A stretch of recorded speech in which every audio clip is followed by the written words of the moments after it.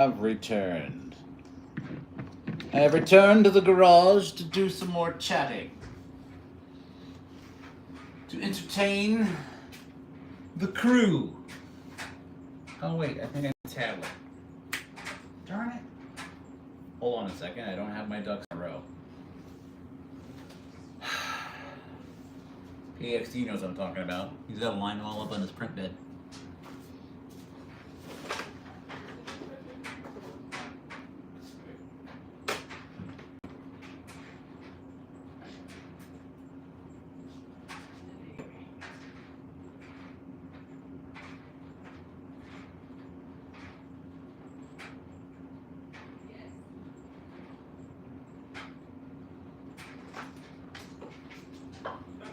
All right.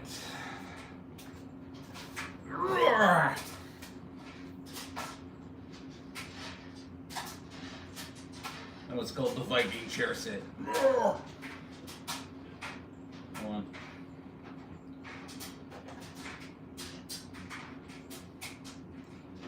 All right, just wait for the crew to show up now. Are there any worthy trolls out there today? Reaim my camera a little bit so you're not staring at my ashtray.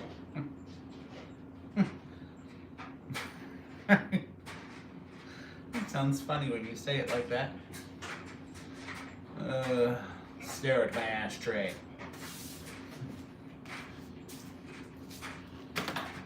Hold on a second. That's better.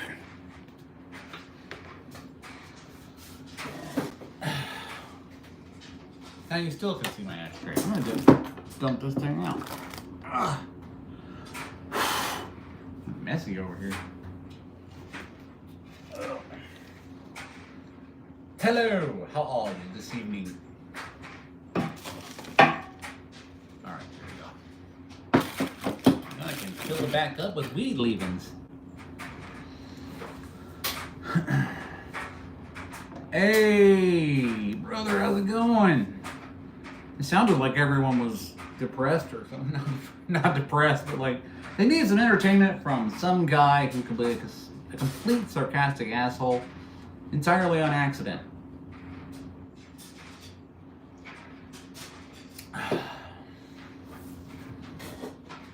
What's up? I don't know how to say your name, Max. Welcome.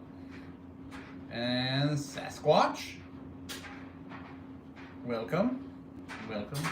Please enter my humble abode.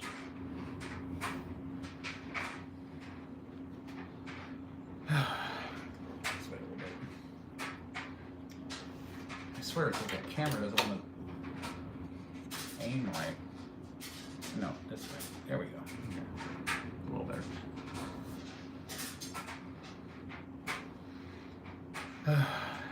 So, Landon, welcome. How y'all doing? We're just chilling in the shop. Me trying to get my camera set up correctly here so you guys can actually see me. Instead of staring at my ashtray. Okay. Let's try that.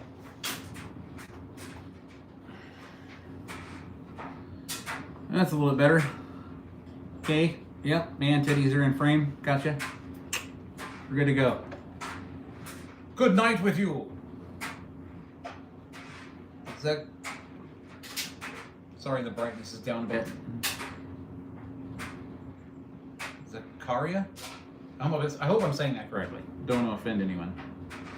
I mean, not individually. As a group, I want to offend you. But other than that, you know, if you're offended directly, then that's special attention, and I feel that's unfair.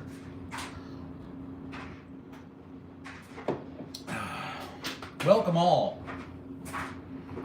Welcome, welcome, welcome. I want to tell you something funny happened to me. So I'm over at the doctor's office a couple days ago, and you know, you get that pain like right between your shoulder blades at the spine because your body is violently attacking you for no reason other than it's as sarcastic as you are. So,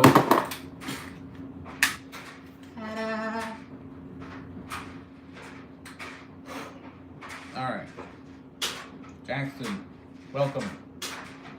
Welcome to the madness that is my life. I love it, actually. It's kind of cool. We're doing a lot of live, doing a lot of chat, waiting for parts, stuff like that. I did design a new drone today. I'm sure you've all had a chance to see the short. So, be prepared, because I have all the parts for that. I'm waiting for the filaments to get here for that. I'm going to print it out.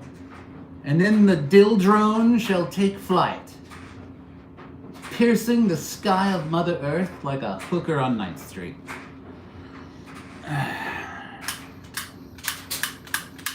Work you, she said. Okay, there we go.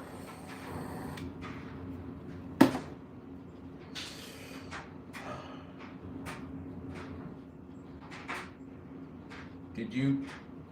Sounds cool. Okay, so someone's named Katie Bell. Did you just freaking meow? Like in a text?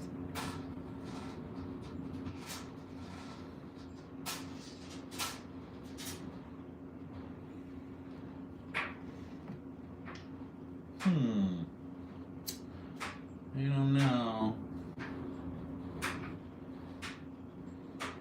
Right. Meow. Okay.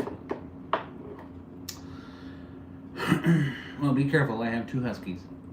Yeah, everybody who's new here, just join the Discord. You're gonna find that it's not just about the chat we're having or the comedy or whatever you want to call it. I'm not even a really good stand-up comic. It's why I'm sitting down. We've been over this.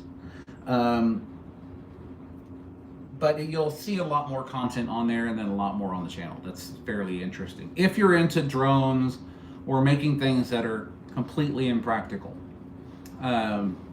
But other than that, well, then I'm working on the ship, of course, which is fun. But so like I was saying, I went to the doctor, and I was feeling that tension in my back, right? And I live with a lot of pain because I used to be on opiates because of the injury from the military. I got off of that stuff 7 years now. Am I right? My wife reminded me 7 years now. I haven't touched one dang thing.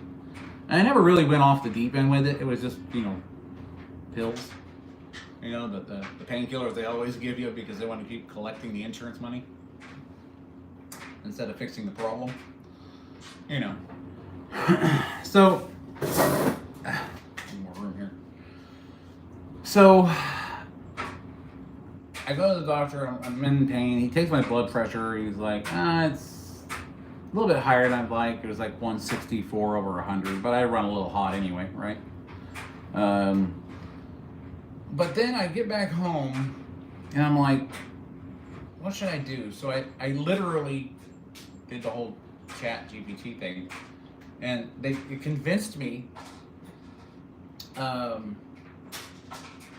you've been on opiates your whole life.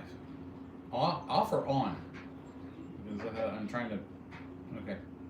Anyway, my point is, Chat GPT says, even a yoga can bring down a specific yoga for the upper back, right? And my wife does yoga, and I don't like to do yoga because it's yoga. I do yoga like I sit out here and smoke and drink coffee. Health people. Anyway, the point is, I did that, went to sleep.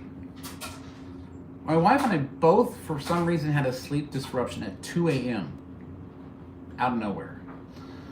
We were talking about, we were studying the Bible, and we were studying the name of Hebrew and the letters, because each one of the letters means something in Hebrew. And then we were studying that, which brought us back to the Abrahamic covenant. And then we were talking about the flood that happened and all this other stuff when God destroyed the earth the first time. And the reason why he said it would have to be done by fire. Now, when he did, what we read, which was interesting, and I'll get to the point of the whole thing about the doctor and everything else after this. What was interesting is we discovered that the reason why there's corruption again after the flood the first time is because I guess the enemy got wise to the fact that water was a barrier to them. It was somehow somehow it kept them at bay. It kept them away from the populace in a sense, or was deadly to them, which is why Jesus cast the demons out of the man into the herd of pigs, and they jumped into the ocean, or not the ocean, water, and ocean, the Dead Sea, the Red Sea, wherever they were. Point was, that's why he said after he made the new covenant, he did it with a pillar of smoke and fire, and it was one of those things where the way it was explained to me by the wife, because I have a short attention span for words. It's basically they take animals and they split them and they put them down a path, and then down that path you both have to walk, and it symbolizes a covenant. And then they would swap sandals at the end, showing that they both walked through the same blood and took the same covenant. But God said that he would not let Abraham, walk down that. He would take the covenant himself. So he went through as a pillar of fire and a pillar of smoke. And then it started to make sense, because it says that the earth will be destroyed by fire this time at the end rather than water. Which means he knew that since there were survivors potentially of the Nephilim, which he tried to destroy in the beginning, that corruption continued to proceed through Earth till it is. I mean, look around you, for crying out loud. You've got Ronald McDonald doing drag shows at kids' schools. It's a very apparent. So it was just interesting how we came to that discovery. And we're like, wow, that's why this is like a serious war between the two sides, God and the devil, and the earth is literally the front line, and we're the prize. So it's like, now when you look at it that way, you kind of open yourself up to the fact that now you accept Christ. God's in your life. He's all over the place, and he's everywhere, and he's within you, and you realize we're marked now. When you take that, when you take that, you're marked. And the devil can't get near you. Influence is always going to be there, but the demons are hand puppets. They're influence peddlers. They make you do the sinning, and the reason why is because there's a ton of people out there who say they don't believe in God, which even surprises the devil and Satan, because they all believe in God. They obviously, because they're demons and they were cast out, so on and so forth.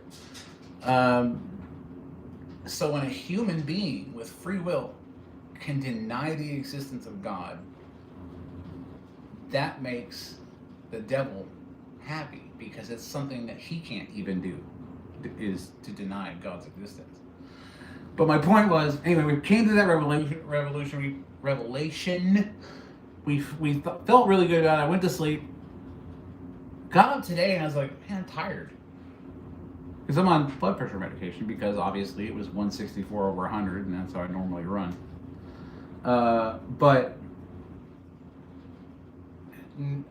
Sorry, no, I don't speak Spanish.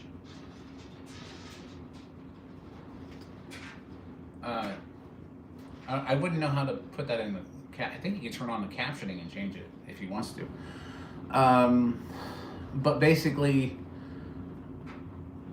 I got up the next day today, and I'm just kind of tired. I was tired, and I was monitoring my blood pressure like I normally do, just because I do. And my blood pressure dropped, 10, almost 15 points on the diastolic and the systolic overnight. So all day long I've been kind of tired because of that. First off, the back yoga helped for sure. So if you're a guy and you're like, I'm not doing yoga, it's like, dude, drop the masculinity kick. If you're in pain and that stuff works for you on your back, it was 10 minutes of just doing what I was told to do on the wife pulled up the thing and said, follow what she says. And I was like, everything hurts, I'm trying to move it. It's like pop, crack, split, that kind of thing. And, but it worked. It worked. And today, my blood pressure is lower than it's ever been in the past probably 2-3 years, So that was interesting. But what kind of really gets us going is like we'll get we'll get the kids down, and then we'll go get into bed, and we'll find something that's interesting in the Bible that we want to study and kind of pull apart and understand more together. And we come to realizations that we're like, it just blows your mind sometimes how much there is in every single verse. And it's like, if you're studying long enough, you're starting to put everything together, and everything interconnects in the Bible. And there's a reason for it. And it's just amazing. But my blood pressure went down just because I did yoga. I mean, it's like, who would have thought? Because men don't do yoga. That would look dumb. But I did it anyway. And turns out my wife is smarter than I am. So, my hat goes off to her. Yes, my dear, you are smarter than I. Well, okay. You have more common sense than I do. Let's just make that compromise right now. Okay. Because I know calculus.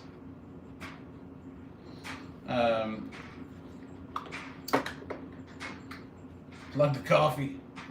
Plug the coffee. CJ the baker. Plug the coffee. Go to Bitter Coffee. I forget the URL. Somebody put it in the chat, please. Bitter Coffee. You gotta have it. Because bitter coffee is the best. If you want to have a strong cup of coffee in the morning, I think it's breakfast in, the letter N, bread. Breakfast in bread. With the letter N, not and, in. .store, I believe. If I got that right. But you get your bitter coffee, get your bitter coffee t-shirts, get your bitter coffee gear, get your bag of bitter coffee, and you can strip the paint off of your car while having a wonderful cup of coffee and still be using the same cup. So that's the whole point, right? It's bitter coffee for bitter people. And, who isn't bitter without their coffee? Why not make it worse?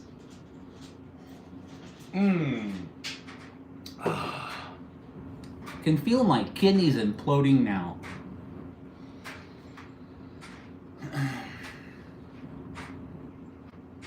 Who said I was delusional?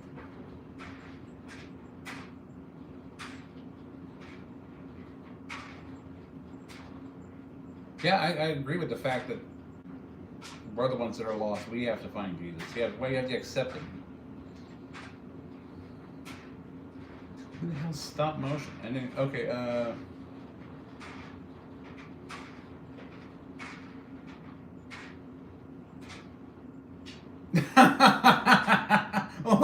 wait. He says I'm delusional. Okay, I'm going to explain it the way I explained it to Mark. You're probably an atheist, or whatever it is that you believe in. I can't tell you that your religion or whatever you believe in is correct and not be convicted, or that it might be partially correct, or I might be wrong, because that would mean that I didn't have the conviction in my soul to believe in what I believe in. Sorry, I'm right. Read the Bible. That's just all there is to it. Learn about it. So yeah, you want to call me delusional, call me delusional. You won't have that drop of water on your tongue for insulting me on YouTube when the time comes. And your anguish will be eternal. And I don't want to see that for people. I want everyone to have the opportunity to have salvation. And if that's not your cup of tea, then drink bitter coffee, because it's for bitter people.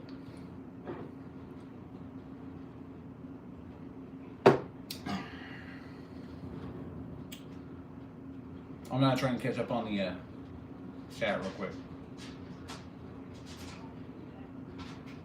We knew there was going to be a couple guys, so that's fine. They're going to jump in and say, you're delusional, you're this, you're that, you're crazy, blah, blah, blah, blah, blah. But, let's just put it this way. God's very gracious to me. I didn't take care of my body before, and I'm starting to take care of it now, but even at my age, Um, my cholesterol's 108. Uh, my blood sugar is perfect. Everything on my blood test I just got through taking is absolutely normal. I mean, they got my HDL was so low. They have to actually. They had me on a statin because he's like, oh, you're was like 104. We're gonna put you on a statin. I'm like, what are you talking about? Why would I need a cholesterol medication for that? That sounds normal to me. It was 28. My HDL was 28. Way too low.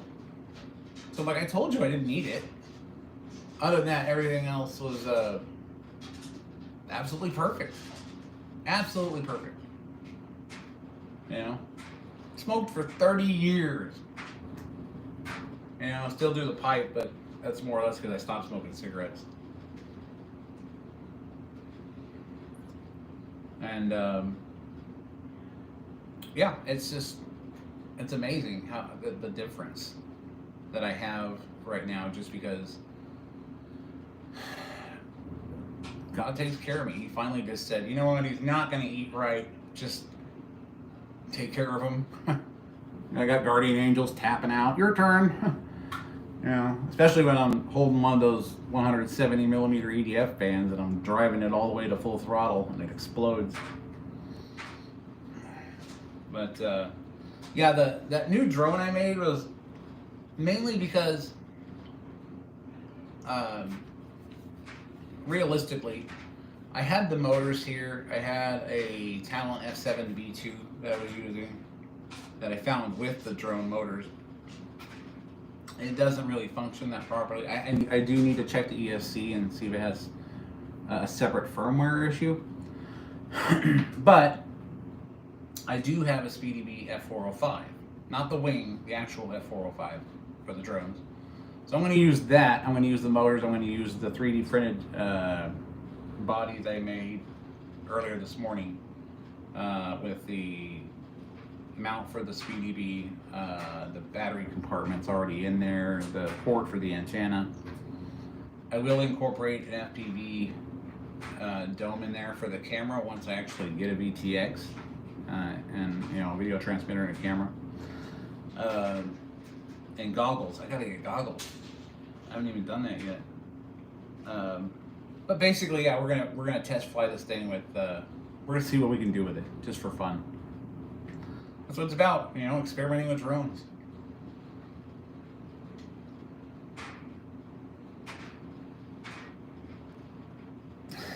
The Dill drone. I know, when I saw it, I was like, I had to say it. Then it had to be red, white, and blue, had to be. So, yeah, it's and I'm actually printing it in those colors. So, it's going to be a good looking drone. And it's going to be, it's either going to fly really well or become one of my other famous lawn darts. Either way, it's going to be fun. So, yeah, there's that.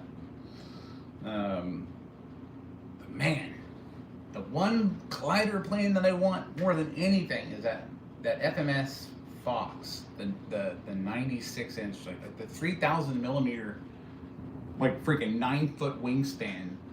It's just the most awesome powered glider, because I have the best luck flying powered gliders. I had the Super Sky Surfer for a while.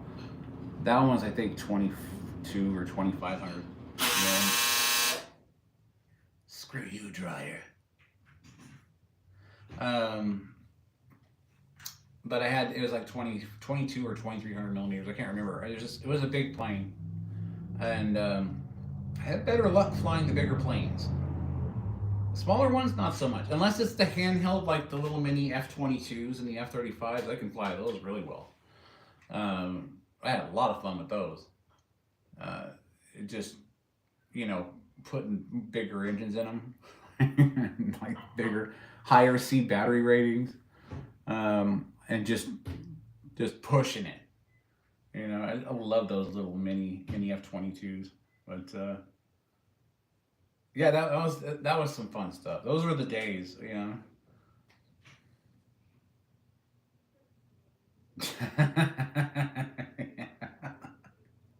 It's a drone, not a chair. Let's go ahead and make that clear right now before anyone gets any ideas. Although, if I do lose control of it and you're like, picking something up in an orchard somewhere, sorry. um, but I'm not sure how fast it'll go. The motors are 4100 kV, so that it's pretty high rating on the 4100 kV, and it uses it's a 3-bladed prop. I don't know what class it is, but overall it's an 80 millimeter bore that I needed for the 3-bladed prop. So I think it would be like a 3-inch prop, something like that, maybe somewhere around there.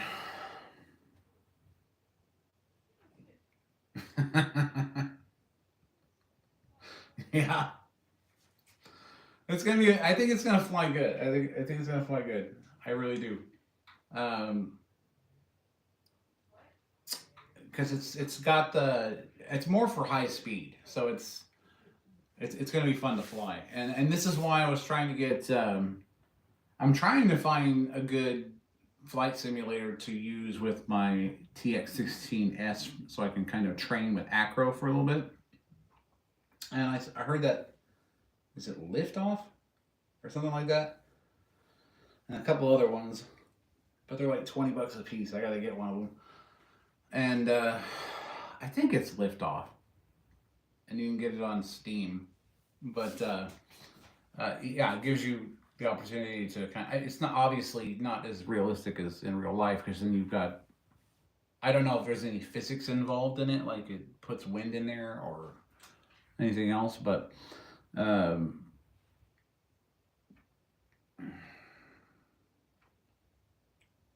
do you get that coffee shipped?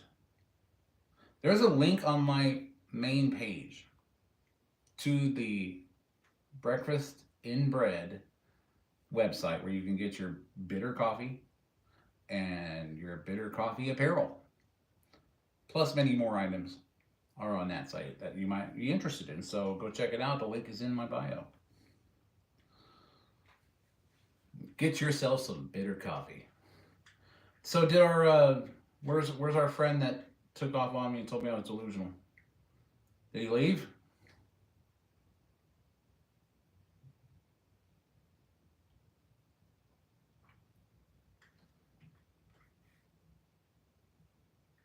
I guess he left. Yeah, come for the humor, stay for the coffee. That's the whole idea.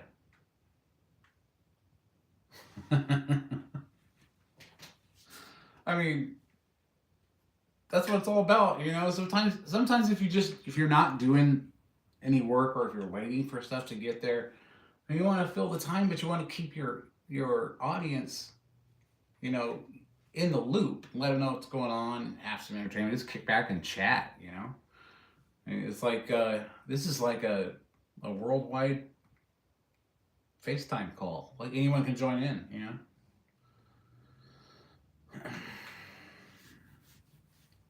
I think he scared himself off. I hope he went to go find the Bible. I really do. I don't. I hate to see it when people think, "Oh, you're delusional," none of that's real. It's like you're not even giving it a chance. But you're like, "Hey, Darwin said." Well, did you ever meet him? Did you ever confirm his findings? Have you ever seen any proof of evolution happen before your eyes? Because I've seen proof of healing happen before mine. I've seen the future. And that's no joke. That's another long story we won't get into right now. I did not travel into the future or anything like that. I was told something that would happen, and it specifically happened exactly the way it happened, no matter how much I tried to stop it from happening. And so we're not going to go into that one right now. But it's their personal choice. The only thing you can do is bring it to. You can offer it to them, because it's, or let them know that that salvation is there for them. It's free. You just have to believe, and be accountable. The biggest problem with society today is nobody wants to be accountable for their actions. Nobody wants to say, hey, this is morally wrong because it makes me feel good. So they don't want to give that up. They don't realize what they're giving up just for the flesh to feel good. Because the flesh doesn't know what the soul is gonna be like. It only knows what it knows, and that's this physical existence. But you can experience things, and you can experience healing. You can experience miracles. You can see things. It's happening all over the world right now. I'm not sure what chapter of Revelation we're in right now, but we're in it. Pretty close. My wife is. I feel a wife correction coming on right now. She's gonna tell me, nope, we're not in Revelation yet. She's the one that keeps me on track with the reading and everything.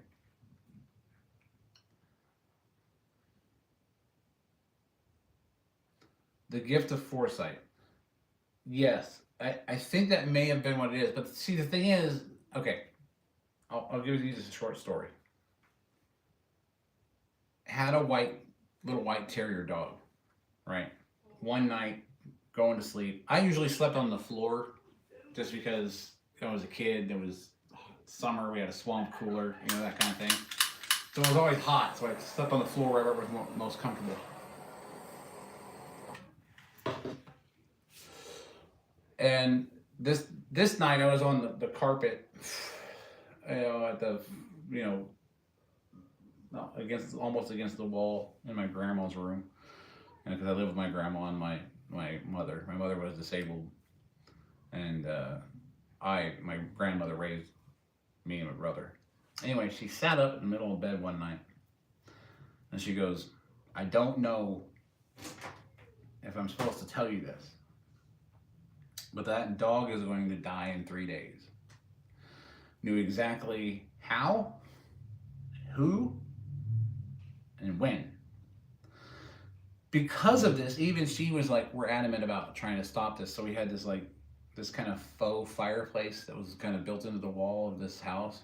And it had one of those metal bar things that holds the wood, So we took a nylon rope and tied the dog up to that, and only let him out in the backyard to go to the bathroom, and then came back in, tied him back up, because the thing is, what she saw was him run out and get hit by a car, and she knew exactly what car it was, and no matter what we did, 3 days later, it happened. He got out. He got hit by the car. It was a truck. It was a blue Datsun. She knew exactly what the truck was going to look like. She knew the guy, what he was going to look like. This wasn't one of those things where we we have to get rid of the dog. He's going to go to a farm. No, I was told what was going to happen 3 days prior to it happening. And I was told by the person who told me that it came from God.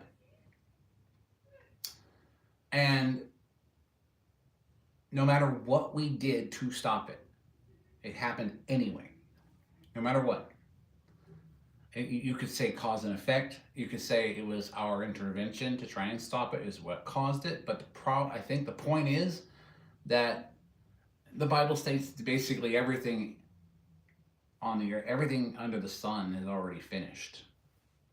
So, and he means that because he's outside of time. He's not bound by time. He created the universe and time, so therefore he's not bound by it.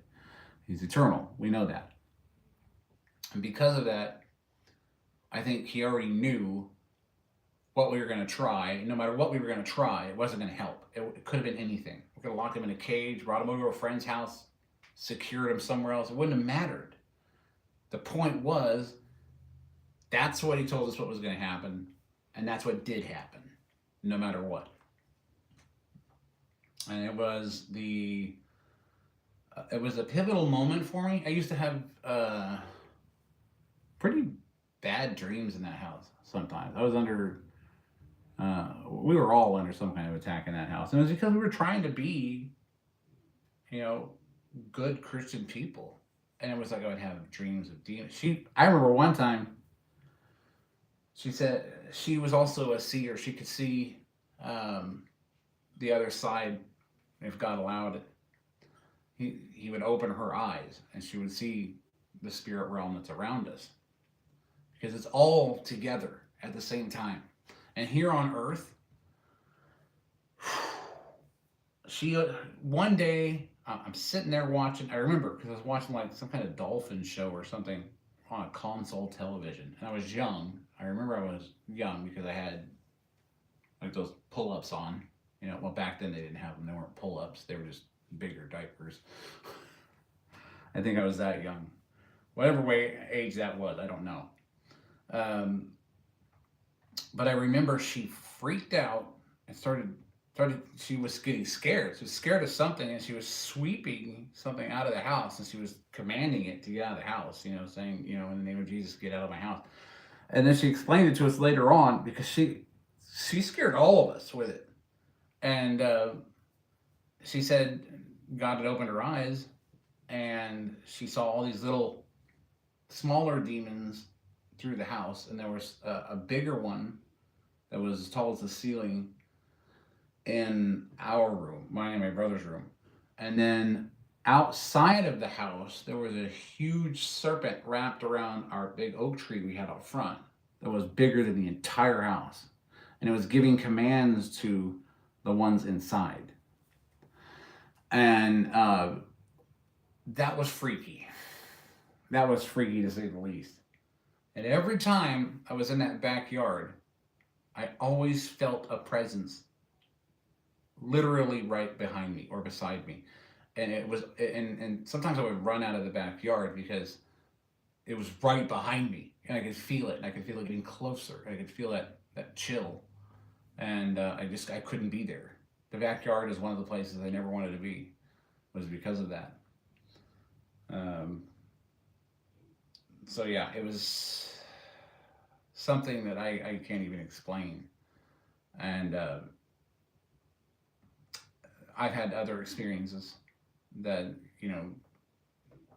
are longer stories for another time. But that one about the dog, that one really kind of opened my eyes. I think with as analytical as my mind was, with as much as I was enamored by science and how it was progressing and how things worked, I needed to be steered onto a path where I understood that what I was seeing, what I was understanding, was merely an observation of creation, but not the reason for it.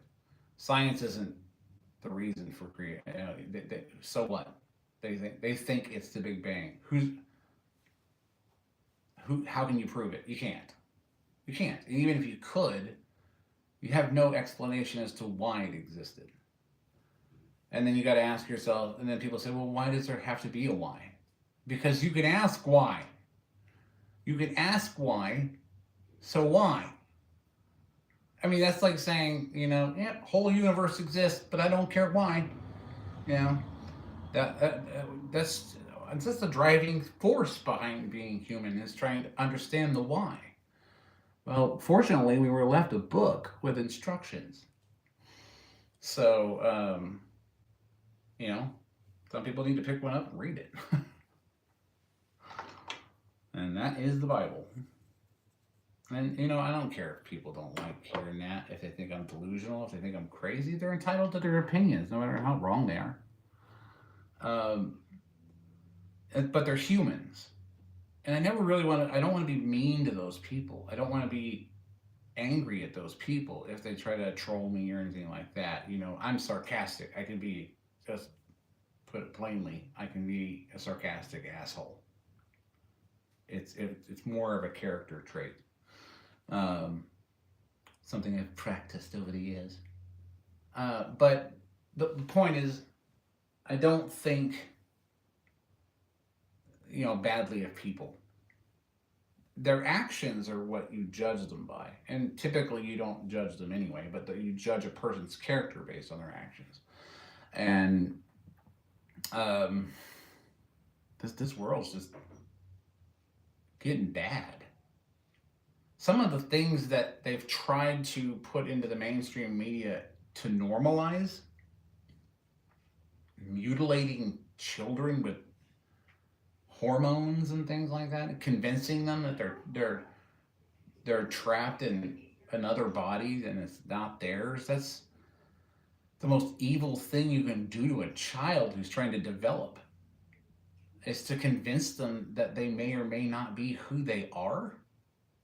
What kind of person does that to their children? Who affirms something like that in their children? And that's what they call it. They call it gender affirming here. We're affirming what we implanted you to believe. So here's all the procedures to make you feel that way. And so many of them regret it afterwards as they get older. And it's like, look how many lives you've destroyed over the fact that you're more interested in your own, in justifying your own personal desires than being the least bit responsible for your actions. That should tell you right there all you need to know about this world and why it was destroyed the first time.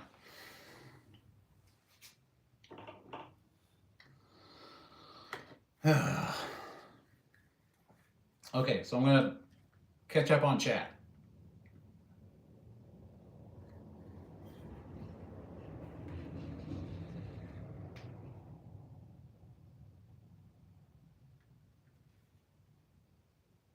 Pi Network. You get free stock? And the stock's worthless to me. I see what you're saying, but yeah.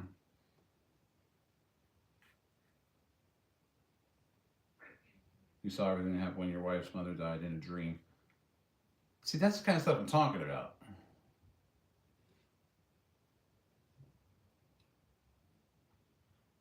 Wow. That's deep.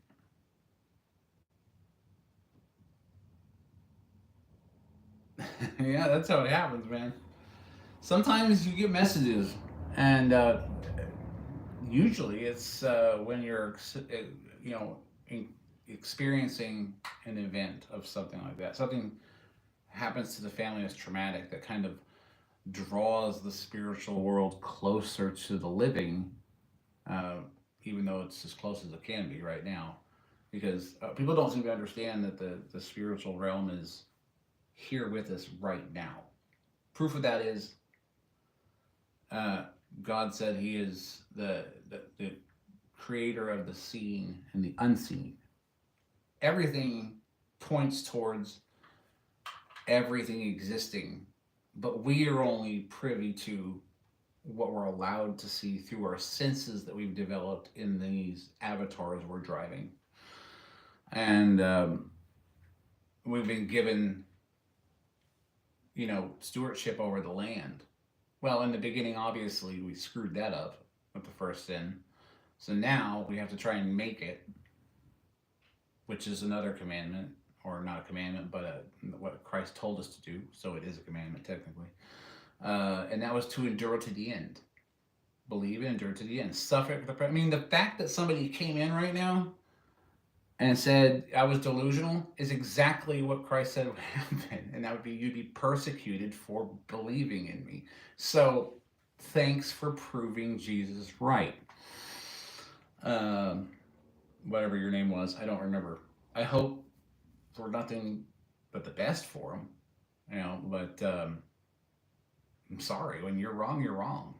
Christ is the only way. People don't like hearing it. Too bad. I'm sorry that, that's not good enough for you.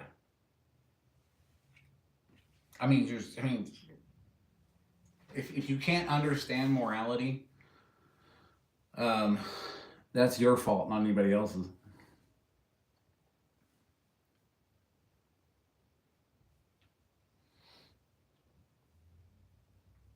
Oh yeah, I believe it, CJ. I believe it. I believe we all met for a reason. And the reason why is because what's the biggest evil in this world today? What's the biggest medium that spreads evil in this world today? It's technology. It's technology. So if we use that, if we use the devil's tools to kick him in the teeth every once in a while, then I think that's great. I think God blesses that. And I don't have a problem with witnessing to the entire world. If anybody, if 100,000 people were watching me right now, which will probably never happen, you know, then I would witness to them too. And a lot of them would. Right now, I guarantee you, a lot more would call me names and ridicule me and call me delusional and so on and so forth, than they would have 20, 30 years ago, you know? And the funny thing is, they go, oh, well, it's on, you know, they come up with these facts for this, that, or the other, and so they look it up on the internet. It's like, dude, I remember there was a life before the internet. I remember when the internet, like, was created. I remember the first dial-up modem. You know, that was the most horrible sound in the world. And then you've got mail. You know, everybody remembers that, right? But we were around before the internet. You know how we got to hold people? With a telephone. It was attached to the wall. Yeah, it's a corded phone attached to the wall. You can only walk so far away from it. Oh. And they came out with the cordless phone. And you were still kind of tethered to the house because you couldn't go very far away from the base station. And then, oh lordy, I remember when I first saw it was the first cell phone. And it was like carrying around like a backpack almost. And they were bragging about how I can take a call right in the parking lot. It's like, you know, and it cost you like $4 a minute. Yeah, I remember those days. Days without the internet. They were peaceful days. Like the reals say, you know, Gen X. You know, we drank from the hose out in the front yard. And it was the best tasting water. I don't know what it was about that copper fitting at the end, but when that water came out, it's like the best. You know? Nowadays they're like, we'll sell you our... We never had to buy water in the store. We didn't. Everyone's like, we need bottled water, we need Dasani, I want this one, I want that one. What does it matter? It's water. Okay? The water from the hose has got more minerals and stuff that you need in it than any of the bottled water that they filter everything out of. But, hey, you know, what are you going to do? People are people. They do everything they can to sell everything. Then they complain about the plastic. They complain about the littering of the plastic. It's destroying our oceans. Well, you're the one who decided to bottle all the water. We were getting it out of the hose just fine. We had to buy one hose, not a pack of 30 water bottles. Now you're complaining about it. It's like, you're doing it to yourself, you know? That's what, I don't understand the logic of some people. It's like, it's completely your fault that, you know, the climate change. And like, climate change, you keep selling plastic water bottles. Hell, FEMA passes them out when there's a disaster. Stop using fossil fuels. Everything you own is made from fossil fuels, from oil. Your phone, yeah, your table, everything in your house is made from a petroleum product of some kind. And they're like, fine, you want to give it all up? Give it all up. You'll be living out in the middle of the wilderness doing absolutely nothing except trying to figure out how to look up how to survive in the wilderness. And you won't be able to do it. Yeah, they wouldn't let us in the house. That was exactly right. Why? And you've seen the reels. Some of the people have seen the reels, and I know that some of the younger generation never understood it. There was, in fact, celebrities that came on at 10 o'clock at night reminding their children, or reminding them that they had children, by basically saying, it's 10 o'clock, do you know where your kids are? And most of our parents are like, damn, we got kids. Better go see where they're at. Did the porch light come on yet? Or the street light? That was our rule. It was like the street lights come on, you got to come back inside. You know, anything before that's fair game. As long as they're off, you're totally fine. And we did Probably the most dangerous, stupid stuff we could do as children. Okay, that's all there was to it. I was so obsessed with flying even at a young age that I jumped off of the roof with a sheet tied to my shorts. I was probably 5 or 6 years old. I thought it would work as a parachute. It did not. I made a fairly deep imprint into the ground, but I got up and was totally fine. Didn't hurt myself. And the neighbors didn't even care. They're like, there's a 5-year-old kid up on that roof up there, 20 feet high. He's going to jump. Should we tell somebody? Nobody told anybody. Nobody cared. I jumped off, hit the ground. I remember my knee prints in the ground. I'm like, that stupid sheet didn't work. All right, let's get up and try something else. So we put the slip and slide on the roof into the pool. And then, my parents didn't care. They were like, what are they doing out there? They're sliding off the roof into the pool. Don't you worry about them getting hurt? Not really. They'll heal.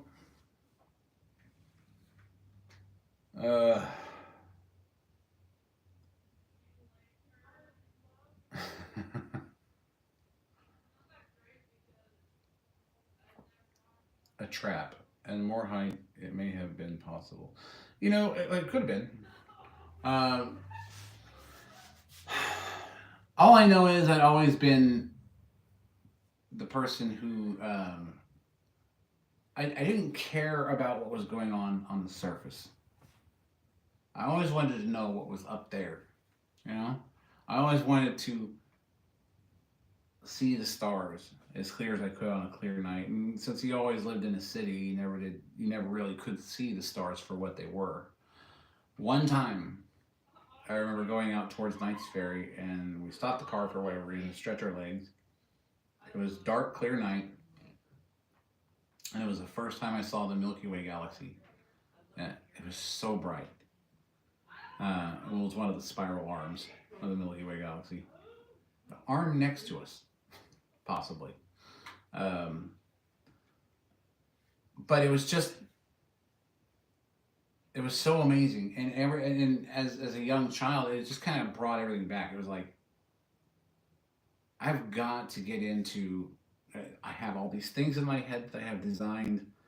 I knew last night when I was doing videos or shorts about that drone and how I couldn't get the Talon to work.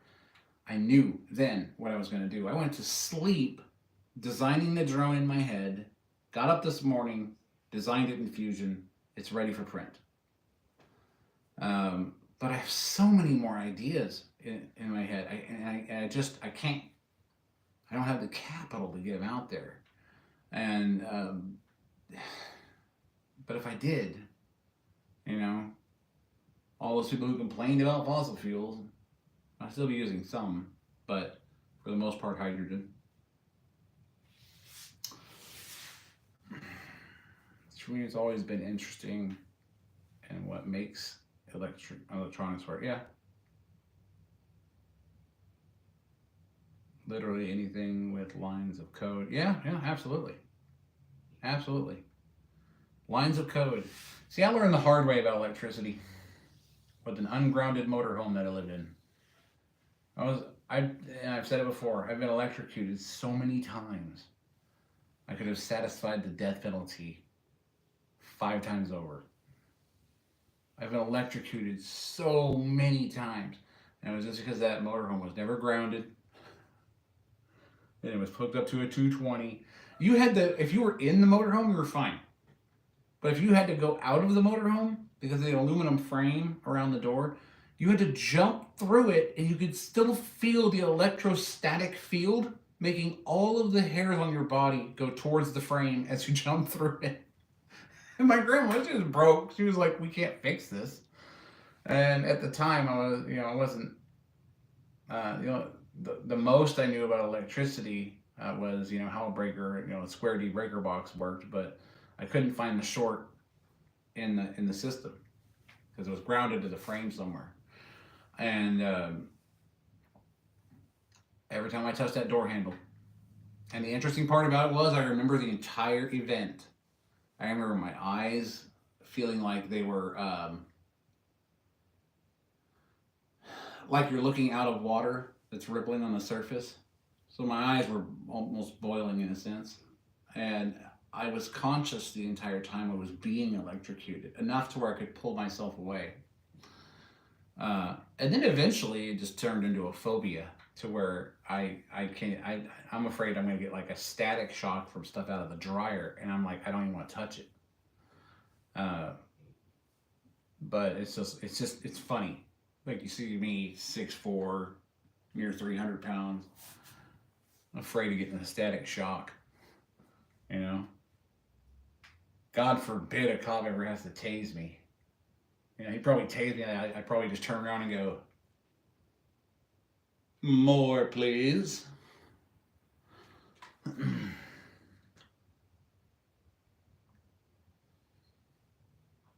Yeah, you become a ground quick.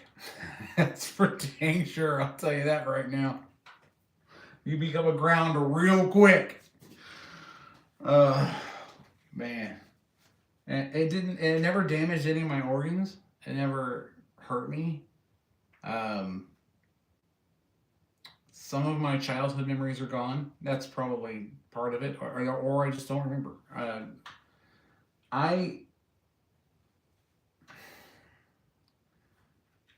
I I know that I died at birth. I know that because they had to bring me. I think they had to bring me back 2 or 3 times when I was born. I wasn't sure what the condition was that caused it. Um, Something about my low blood sugar. Um, and then the second time I died, I guess I was. All I remember from that was um, I climbed up on the counter of the bathroom, so I couldn't have been more than 5 or 6 years old. And I remember opening up the medicine cabinet and seeing that familiar orange pill bottle with these green and yellow or green and white capsules in it. Of course, to me, I'm a kid. I don't remember anything after that. I remember seeing the pill bottle, and then after that, I don't remember anything. I don't remember anything even after that in the hospital. I don't remember. All I remember is being told this happened to me. They said I was walking around, my eyes rolled into the back of my head, and then and my heart stopped. And they called 911. They came and got me, brought me back out of it. I don't know when. I don't know how long I was out or how long I was gone. But um, I have to say I'm a lucky individual to be die twice before you get electrocuted multiple times, survive an addiction, survive a war, survive an ex. Whoo! Stay away from Greeley Hill, man. I'm telling you. They're growing them crazy out there. Just don't do it. If you know Greeley Hill, you know what I'm talking about. Okay? Stay away from Greeley Hill. You know? But and then I got married. I've been married happily after all that for 16 years, and have 2 beautiful girls, and got my son that's 21 now, and he's getting ready to start on his life. So it's like, I think I've done pretty well. I have 2 older daughters from that first relationship. I never was married before.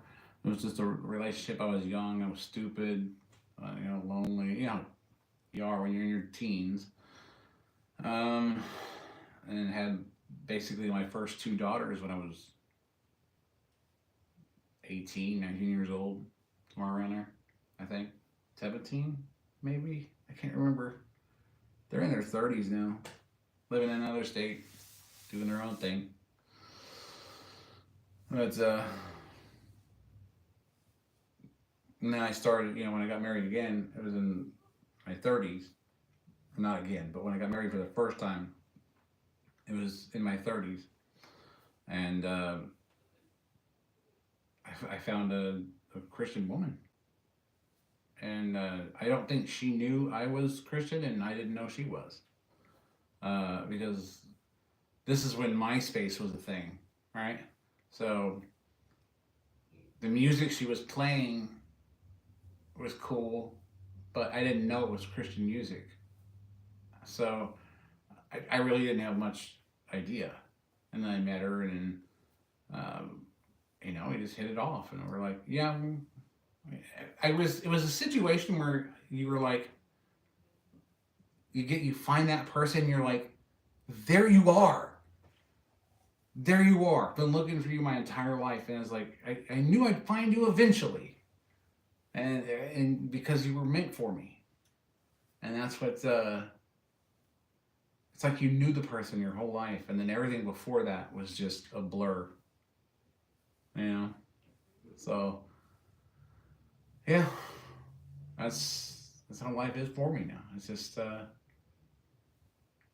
one blessing after the other in the midst of all the world's struggles, and I just I couldn't be luckier. I mean, I could be a little bit richer, but I couldn't be luckier, you know. I think the reason why I'm not a rich man with the type of mind that I have is that I probably would have, you know, created, like the Nerf pocket nuclear weapon, you know. Um, so yeah, I'd be in space, in something I built right now. I'd be like, I got up here, but I didn't plan on how to get back. So, you okay? Is it S? Yeah, I'm totally fine. How are you?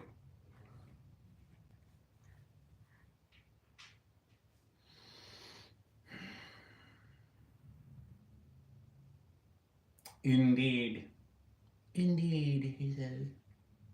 He or she, I don't know what S stands for. Well, I'm glad we're all having a great time here. Glad you could join us.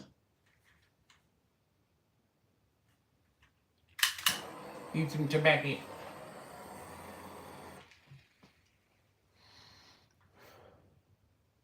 Ah. Yeah, that's what I do every once in a while now that I quit smoking cigarettes.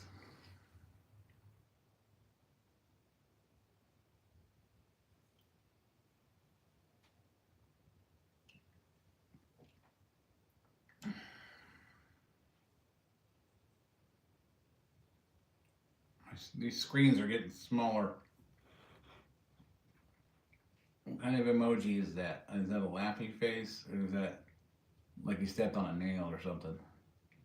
I the one thing that ticked me off was when they told me, like, you need glasses. You gotta wear bifocals now so you can read stuff. And even bifocals, I still can't read some of this stuff. It's like, what are you doing, man? I guess I had to have surgery when I was young on this eye. So I'm sort of monovision out of my left, even though I have my peripheral out of my right. What's really ticked off my drill sergeants, because when we first went to the firing range and I shouldered my weapon left-handed. They're like, what are you doing? I'm like, I can't, I'm left eye dominant. They go, we did an eye test. You had 20/20. I said, no, I can see out of both eyes perfectly. It just did different directions. But I can't focus out of my right eye. I can't see, like those images you guys get to see that like they're static looking. If you focus on them, there's a 3D image there or something. Never could do it. And the downfall when it comes to training in the military is they don't accommodate people who fire left-handed. They just say, tough luck. Enjoy oiling your eyeballs. Because, after you clean your weapon and get lubed up, you're firing like crazy. And, especially during Nick at Night when we were doing the tracers. and you're firing like crazy. And at one point, everything was just a blur. I had oil all in my eyeballs. It was crazy. I was like, how am I supposed to shoot anything? It's like, you see a target? Shoot it. Is it blurry? Yeah. But you know it's a target, so shoot at it anyway.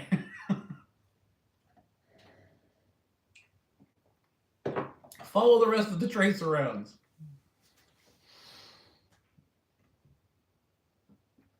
Yeah, they were. They were.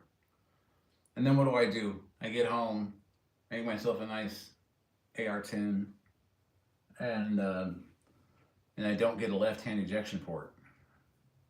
It's like, they really thought this through. But do you know how hard it is to find a left-handed ejection port that you can actually... I don't know why they have to charge so much more for it. You know? Makes no sense. None at all. They're like, yeah, we have those in left-handed ejection ports, but they're, $100 more. I'm like, why? You didn't have to flip the damn machine around to do it. It's like, you could have just gave it to me for the same price. Won't mention any names. Aero Precision. But yeah, it's the way it is,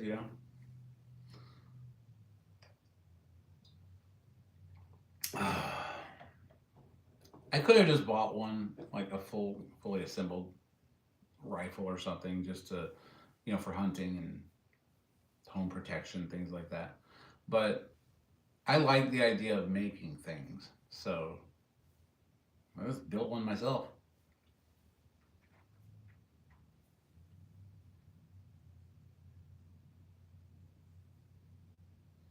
I believe S is Sean, yes. If it isn't, then it's a real coincidence.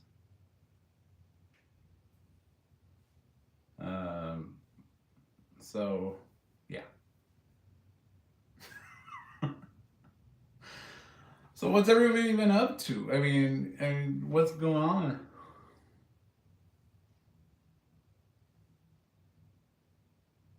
They're like, we're just chilling. Watch some old dude on YouTube. I'm actually not that old. I felt like it for a while there. But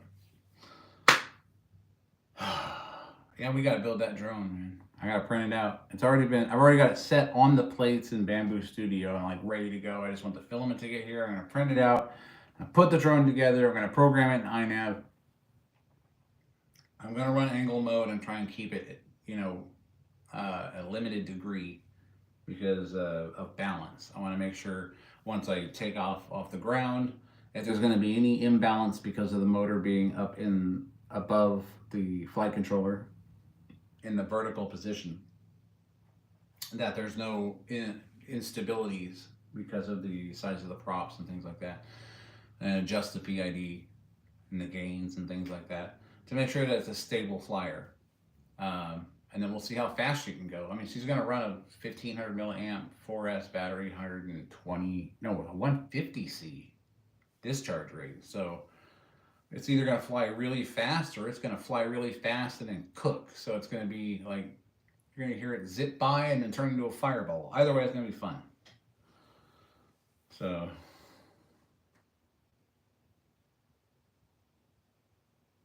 yeah, I follow you on that one.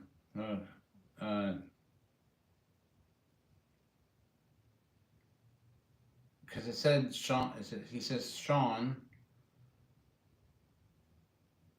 He is and am something. I see where your confusion is. I assumed he was trying to say something. I don't get it though. I don't know if it has anything to do with the emoji because I can't see the damn thing. Look, he's gritting his teeth. Did he like step on a nail or something? So.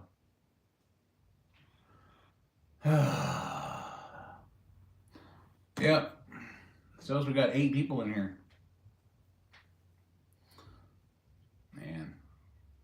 And I'm starting to feel you guys when you were saying, this channel should have blown up a long time ago. Because, I got some serious stuff going on over there. And I don't know why people don't want to see it. Is it my boobs? Not like, here's some Viking cleavage. How's that?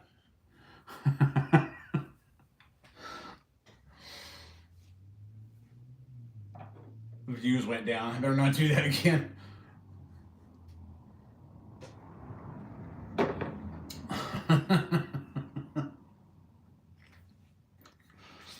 It's like I'm like, yep, I'm gonna show myself off. And there's like 3 people now.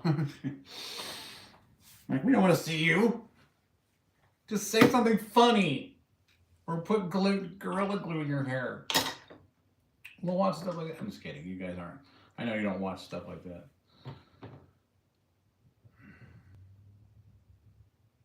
Yes, you do.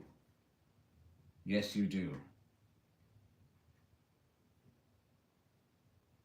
I want to taste the strongest coffee you can make.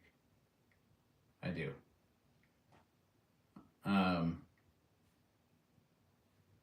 That would be awesome. That would be totally awesome. We could darken a Damascus blade and drink the coffee at the same time.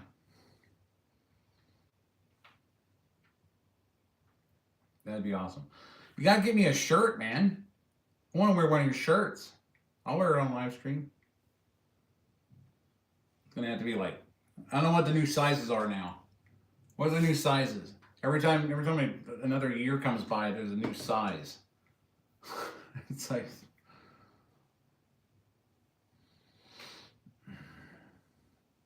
I need like a 3X. Depends on who the maker is. 3X, 4X, 5X. Like my jacket fits perfectly. It says 5X.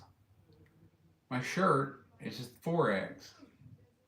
One of my other shirts is a 3X, but they all fit just fine. I can't wear a 2X anymore. I got too much shoulder for it.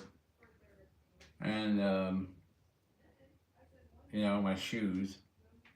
It's like those are now, I guess they've always been kind of the same size. 14 wides. Because I'm flat-footed.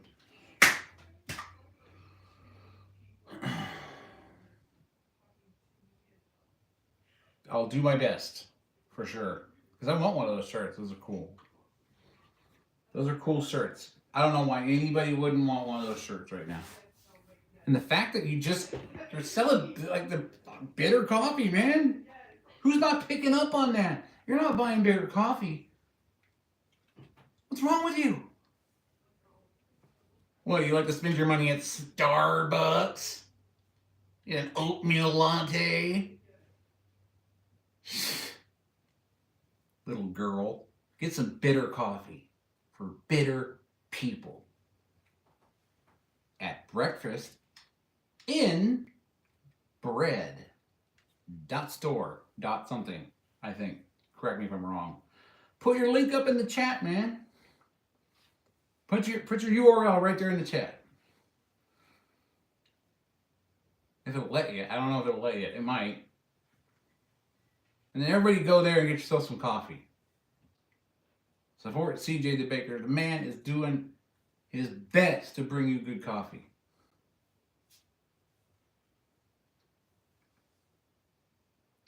So get over there and get some. If you can't do the link here, you can always find the link in my bio. But you need bitter coffee.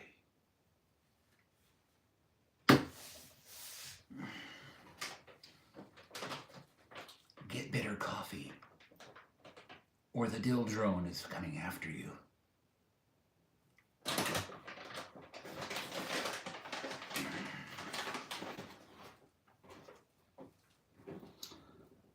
I know I made it red, white, and blue. I think I thought it was fitting for the type of drone that I. That's okay, CJ. I've got it linked to my bio. There's a link to you on my bio. So everybody hit up my channel page and get yourself some better coffee. Let's support our CJ the Baker, man.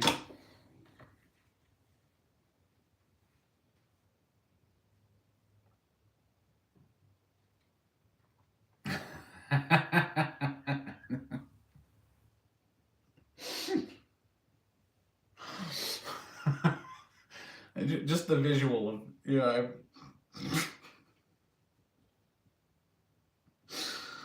oh man.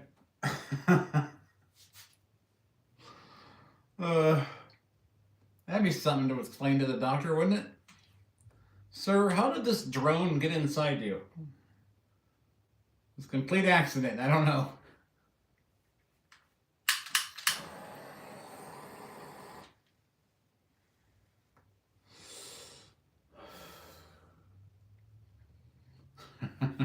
This is like bitter coffee. Oh yeah. You know, I've drank coffee as long as I can remember. I don't ever remember being too young to where I didn't have coffee. It's bean juice, man. It's the caffeinated bean juice. It's awesome. Everyone's like, "Do you drink it black?" No, I don't drink it black most of the time. I really don't, because I like having certain flavors in my coffee. Like I like having just the sweet cream, that kind of thing. You know, nothing like what they do over at Starbucks, because I can get a quad from them. And to be perfectly honest with you, it depends on who is serving me, and some of them can make good cups of coffee, and some of them are just straight shit. Okay, I'm sorry, they just don't know how to make it, or they don't care, you know, because they're trying to crank them out so much, and it's like, by the time you're done buying coffee for two people, you're in the whole $20. you know. I just go get the like, if I don't have any really good coffee, on me because I can't afford it at the time or whatever, or I just, can't go shopping for stuff. I like the Fog Chaser stuff. That's pretty cool. But the bitter coffee is where it's at.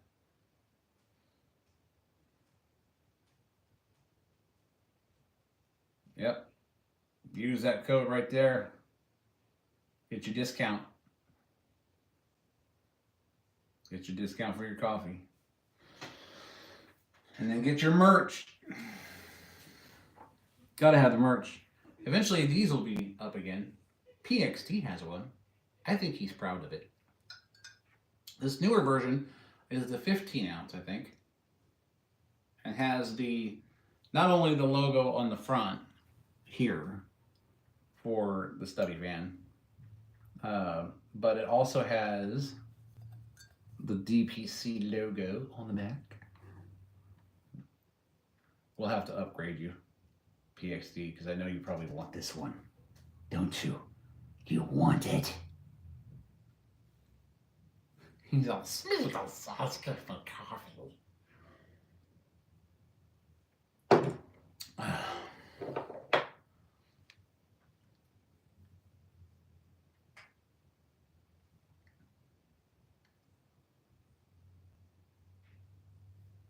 Hold on, I'm trying to read the rest of that. Into chips.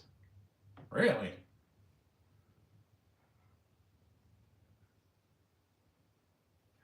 David's a hater? He don't like coffee.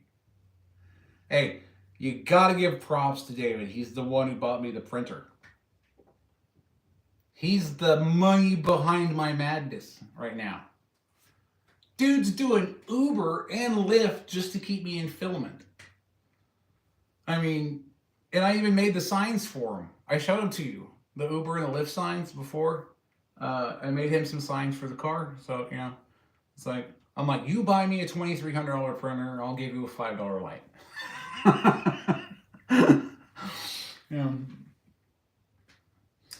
Yeah, he's the guy, right? Without him, I'd still be working on an Ender 3, and I wouldn't have anything done. So yeah, he's responsible for that. He went and got a personal loan just to get me going. Because like you guys, he believes in what I'm doing, and he wants me to make money because he wants his money back. So all of you have to get everybody on here, and it's just sometimes it surprises me, uh, and I know it surprised all of you that the channel hasn't blown up any quicker than it has. Because I mean, there's one video in particular. It was the Shrike drone that I did in white PLA filament that actually came off the Ender, and that one was the one I've got like 36,000 views on that one or more. And I didn't expect that. I didn't expect that one to be as popular as the rest of the stuff, or better, you know. Yes, someday we broke the 2,000 watch hour mark though. We did that today, so we just got to get up to 3. So all of you watch all of my playlists consistently for the rest of your lives. Yeah, that's a celebration right there. When you get those watch hours, it's like, yeah, 2,000. YouTube don't want to pay me because I'm conservative. We're gonna make them though. It's up to all of you. Yes. Yeah. If it wasn't, to be honest, if it wasn't for David, I wouldn't be doing anything except sitting here wondering how I was gonna get filament for my Ender 3, and then curse at myself daily because I hate bed leveling by hand. So, and everyone's like, get the 3D touch, and I'm like, I don't want to freaking reprogram the hardware, firmware. I just want it to work. So it's like we finally got a good printer. Found it. I found it. I showed it to him. I'm like, can we get this? And this was the kind of thing that's far out of my reach because none of us have any money.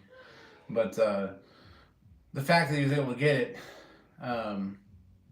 was a surprise to me. And then when it showed up, Bamboo Lab was like, you gotta do an unboxing video for us. I said, you send us some free shit, maybe I will. But that's what they need to do. They need to compensate me for that ASA Aero because that was their biggest mistake. I'll give them props for the AMS TPU, but when whoever was in the engineering department said, let's make a filament that nobody can print anything with, then somebody.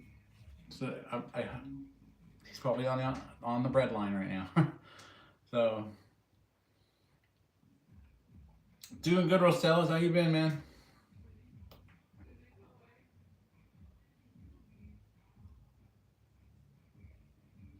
I will. Shoot me an email on the email that's on my bio page, and then I'll send you my address that way.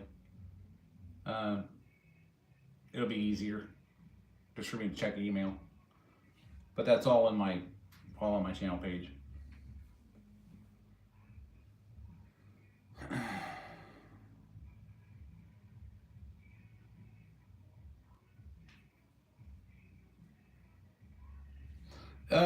It's actually not confusing, David. That's how the world is, man.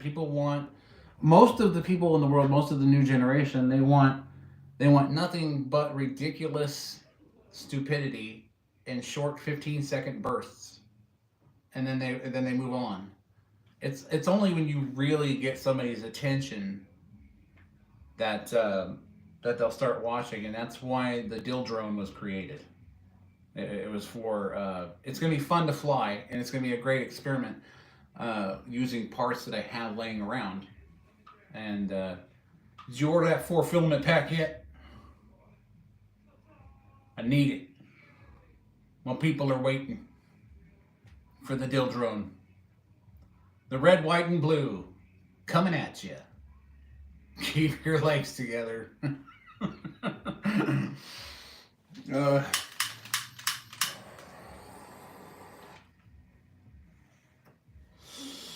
Okay, cool. I'll check it out here in a little bit.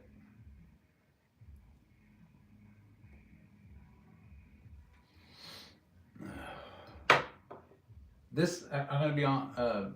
Yes, I'm sorry. I missed the question. Yeah, I see you answered it for me. Thank you, PXD.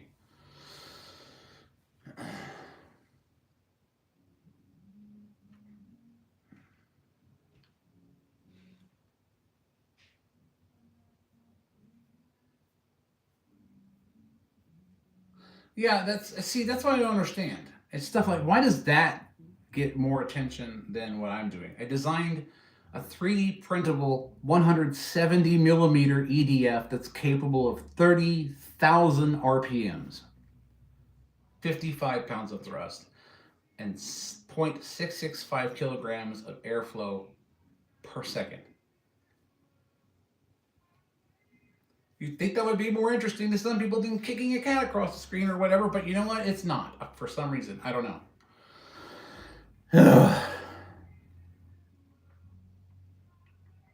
Does my smoking device have a filter? Yes, it does. I always change it. It has a carbon filter in here. I change it regularly.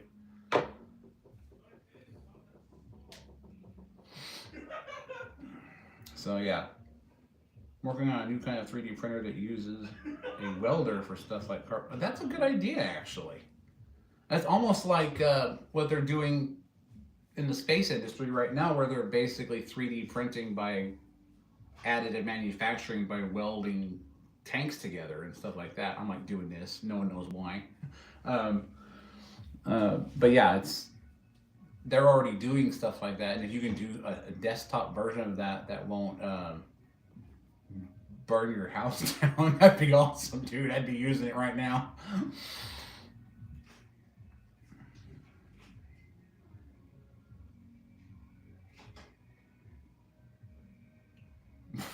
What? No bod flies or freaky? What? What does that even mean, David?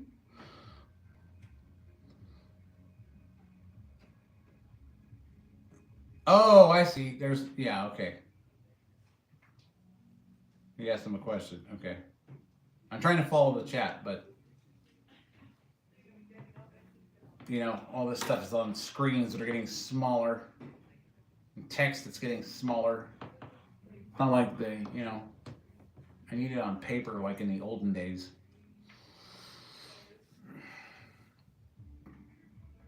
This will use welding wire as a stretch. Yeah. You wouldn't need supports, right?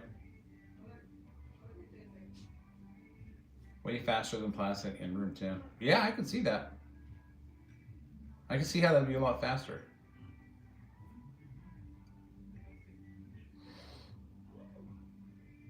Old age.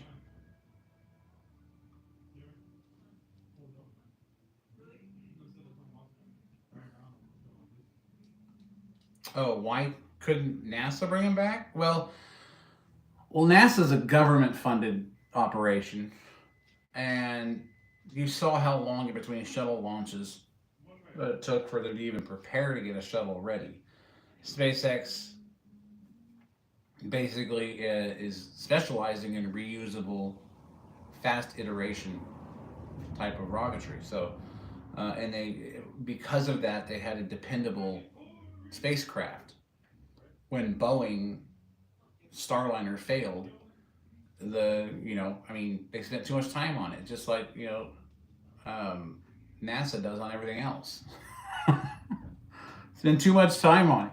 It's like, look, because if you don't test it frequently, you're not going to find out whether your ideas are actually going to work. It might look good on paper, but in practical, use, they may not work at all, which is what basically doomed Starliner to begin with.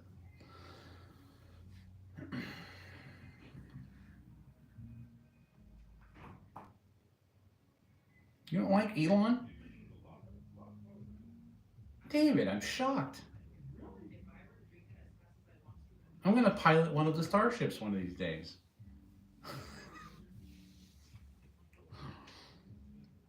I wouldn't mind a visit to Mars. It'd be kind of fun.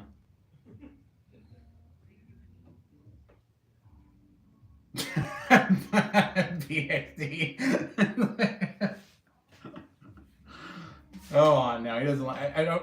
Why don't you like Elon?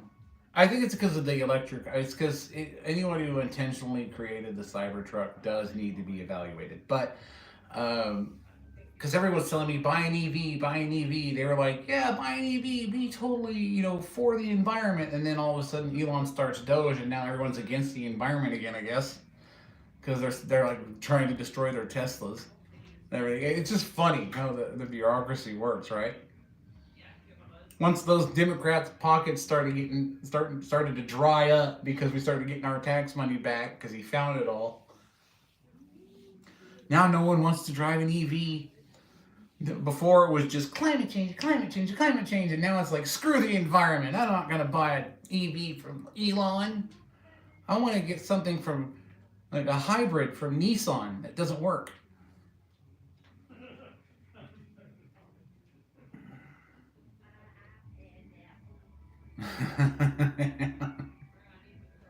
Yeah, that's true. I mean, look at what I'm building. I think civilization of Mars is a impossible idea. I don't think it's impossible. I'm just trying to understand the practicality behind it. He wants to be a multi-planetary species, but to be honest, um, why? The Earth's big enough. We're not going to destroy it. It's like everyone screams climate change. They're like, we got to drop the CO2 levels. I'm like, why? Because you want to kill all the plant life? It's already too low as it is.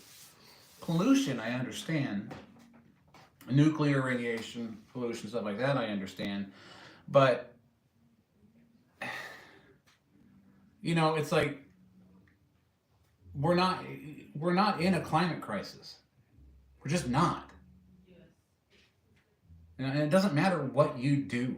If you're like, you know what, we cleaned up that nuclear power plant, and then an earthquake's going to hit and drop it in the ocean. So it doesn't matter what you do. The Earth is going to do what it wants to do.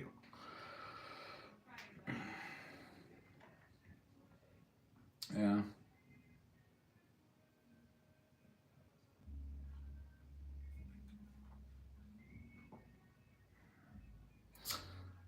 Yeah, the idea behind my drones is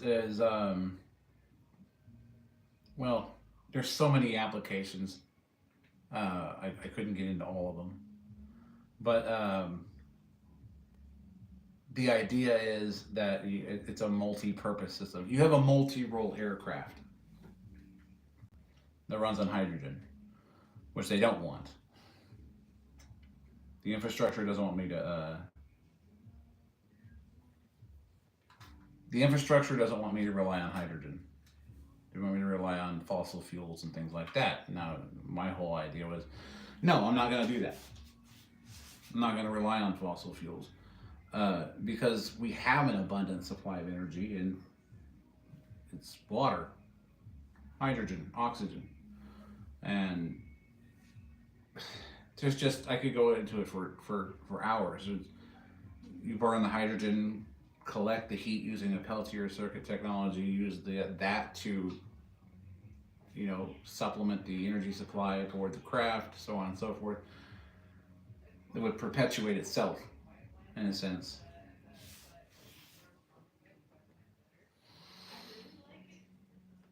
Yeah, I agree. Batteries are a bad idea for the environment, but hydrogen, however, is not. Hydrogen, basically, once it's burned, the byproduct is water and oxygen again. So it's like no brainer, right?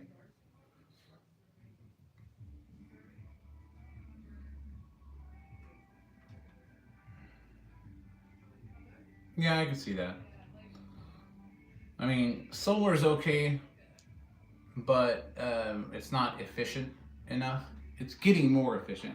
There were some pyrovasic cells that I liked because they were flexible, and I wanted to incorporate them as sort of like if you have a high altitude, long range glider of some sort that's pushing a larger air volume, like with the stubby fan, you can run it at lower RPMs, and with the lower RPMs, you can glide for much longer because the wingspan on the one of the planes that I designed was like 13 feet. So, but it's more of a long range kind of Ranger drone that runs off of two of the stubby fans, and you could just basically solar power cover the entire wing, and there's enough room in there for a hydrogen tank, and run it off of a hydrogen fuel cell, and you only need 48 volts. So, at what? But that engine probably 200 amps at max. That's at max throttle. So, um, at cruising altitude with the lift on those wings, you could stay up there for hours, especially if you had solar backup recharging, trickle charging the batteries while you're going, or if you're running off of hydrogen and switching back and forth.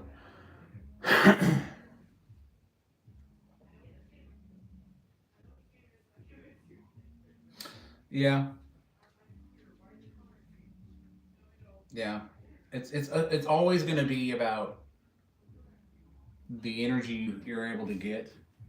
It's always going to be about how small you can make the device that produces the energy, how much energy density it has, uh, things like that. That's what always holds us back. There's so many more things that we could have created already if we were able to find another power source that is adequate, um, for the whatever it is you're building. So many more things, so many more advancements could be made if we just had access to a more efficient, higher density power source.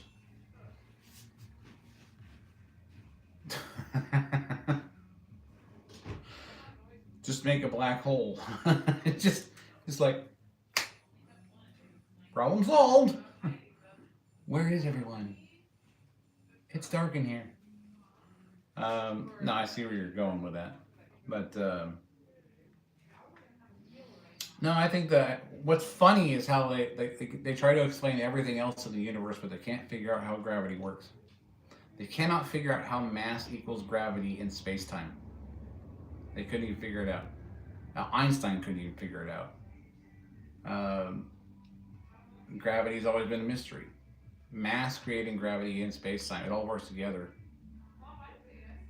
So,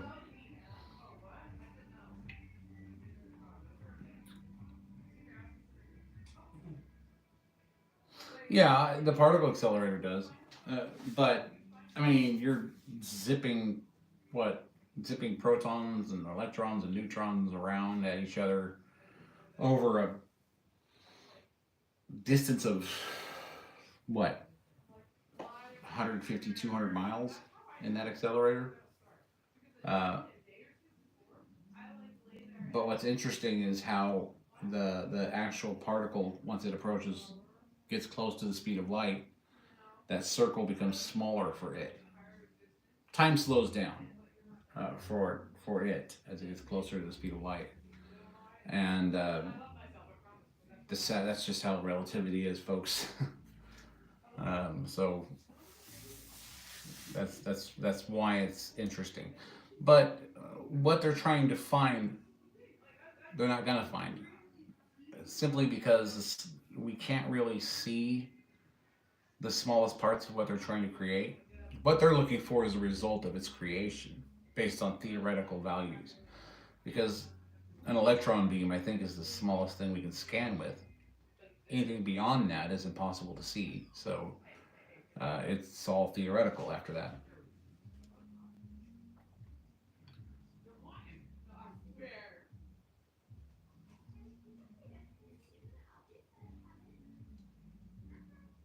The guy who invented the battery got a Nobel Prize. That's surprising. It actually is surprising, considering. But, right, it's almost 10 o'clock already? Goodness. Well, um,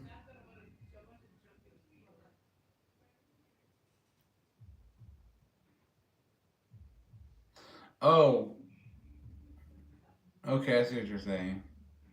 Yeah. Well, yeah, you're talking about the Baghdad battery they were talking about that they found. I mean, they knew about electricity back then. We act like we're special, like we just found it, figured it out, and they had it for thousands of years.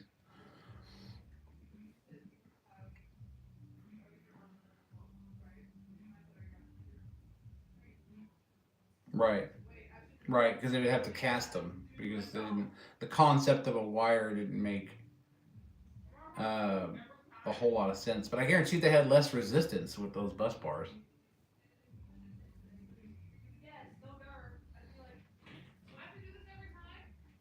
and because they had less resistance, it would be less heat. So battery would have been more efficient. It's all chemistry, folks. That's all it is.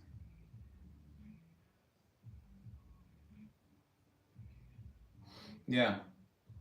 Well, that's one of the reasons why when I was creating a power distribution system for uh, running four EDFs, I had thought about getting rid of the wires altogether and just going with straight copper bars, and then just bending them to where I need them to go and then soldering them into place because I thought that would offer way less resistance and help with heat dissipation.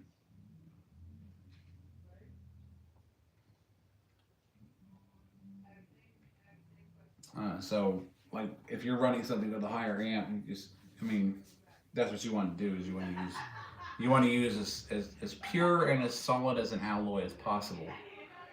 Wires work, but they made wires because they need the flexibility. Because when people are building stuff and they don't necessarily know how long the bus bar is or how long where it needs to bend and so on and so forth, then it's just more practical to have a roll of wire. But what would be more efficient would be solid bus bars systems.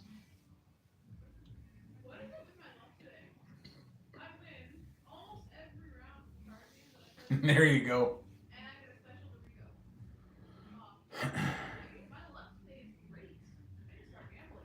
Well, you could. I mean, I could use a voltage booster and get more out of.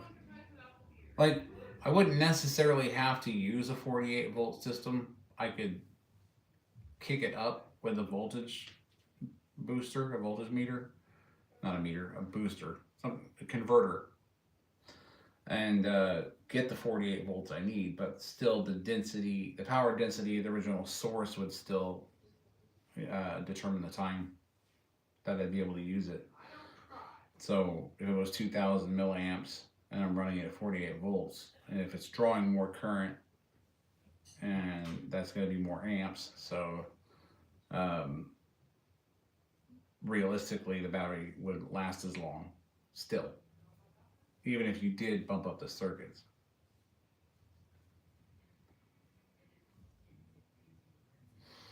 Well, yeah, we could use a transformer. Uh, but I mean, realistically, these motors that we're using now, regardless of whether the fact that they're driven DC, they are still three phase AC from the motor. So that's just how they work. Uh, or you're not getting the speed out of it. You use standard DC motors, but they don't need the third phase, and you could probably get more torque out of them. But the higher speeds and the way ESCs are designed to control the actual motor function based on the flight controllers and the inputs is the reason why they wanted a three-phase system because it was easier to control, and you could get more RPMs out of it, so on and so forth.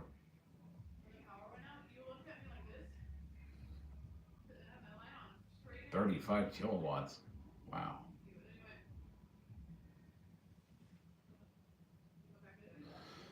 Yeah. Are you talking like proton engines in the sense like an ion thruster in a sense, or are you talking about like a fusion type drive?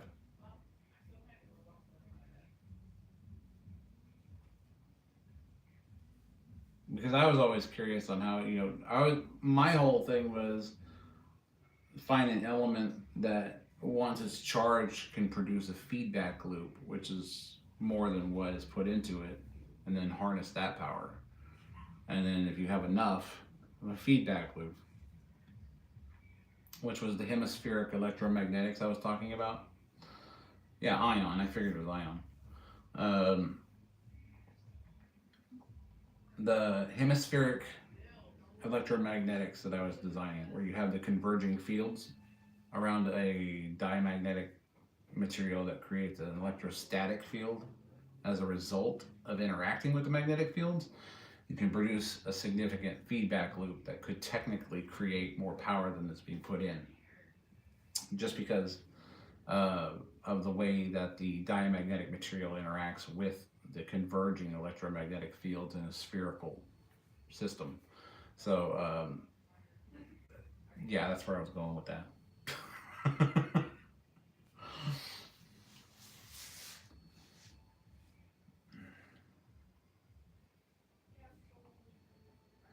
Yeah, it doesn't need to be, infinite energy. It just needs to be more efficient than what it is now.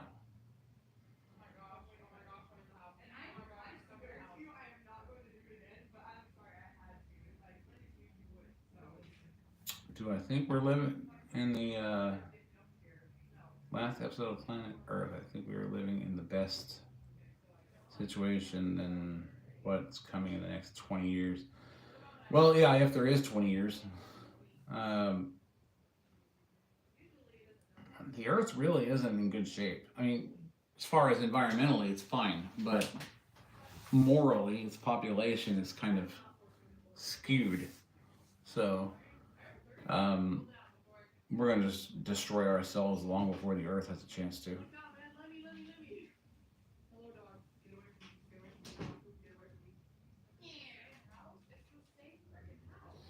Yeah, that's true, CJ. It takes just as much energy, if not more, to harvest what we need to create energy. So, um, realistically, it's about the application. So, if you're using a lot of energy to extract minerals to make batteries to run EVs, you're not really saving the planet by shifting your carbon footprint from your gas running vehicle to the people who are using diesel to extract the minerals. It All you're doing is transferring it, and that's what most people who are buying EVs are doing. They're not saving the planet. They're they're just shifting their so-called carbon footprint somewhere else, and they feel better about it for some reason. Yeah, but I mean, come on, plants use carbon monoxide as well as they do carbon dioxide through photosynthesis to make oxygen. So if we just leave, if we have a lot more plants, we can burn as much CO2 as we want, or burn as much fuel as we want, create as much CO2 as we want. The plants like it, and that's what keeps us alive, are the plants. So there you go. Yeah, we know it does. You're probably like, you know what? We're gonna go out and watch a movie today. Ah, dang, it's cloudy. Never mind.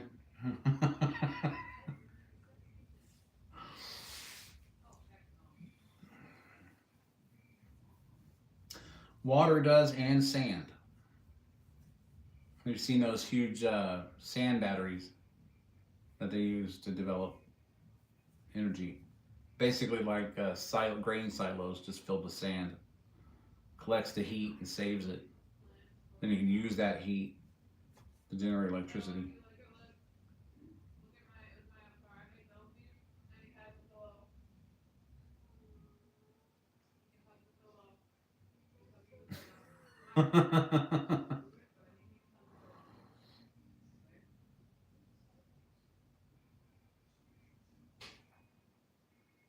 Well, at least you got the TV, right?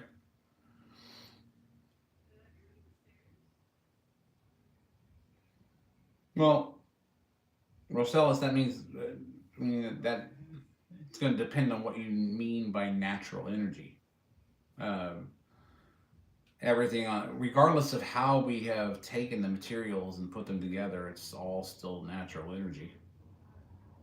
We've just figured out ways. We're not creating energy, we're just storing it. That's all we're doing.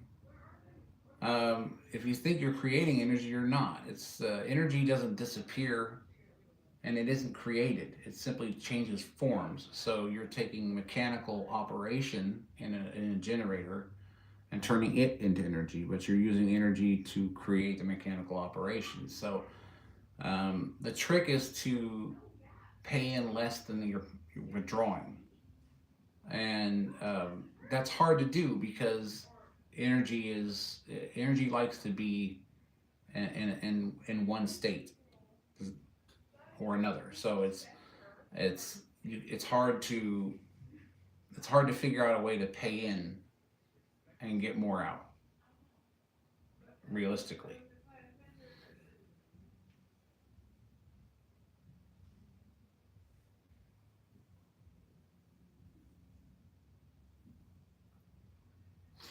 Now, yeah, and that's the thing. If they don't make it affordable, they're like, you're not being green, so you don't care about the planet. It's like we're not. It's not like we're not trying to be more energy efficient. I don't like that green idea. That climate change crap. Um, we're not trying to be less energy efficient. We would love to be more energy efficient, but a lot of the larger companies go commercial and they don't sell to hobbyists or enthusiasts or even just the civilian market for the most part because of the bureaucracy. So if they come up with a new way to develop energy, it's going to go through the bureaucracy of government. It's going to be regulated, taxed. You need to have permits. You're going to have this. You're going to have this. You're going to have that, the other. By the time you get this cheaper energy, it's cost you 10 times more than just using it the regular old way. So uh,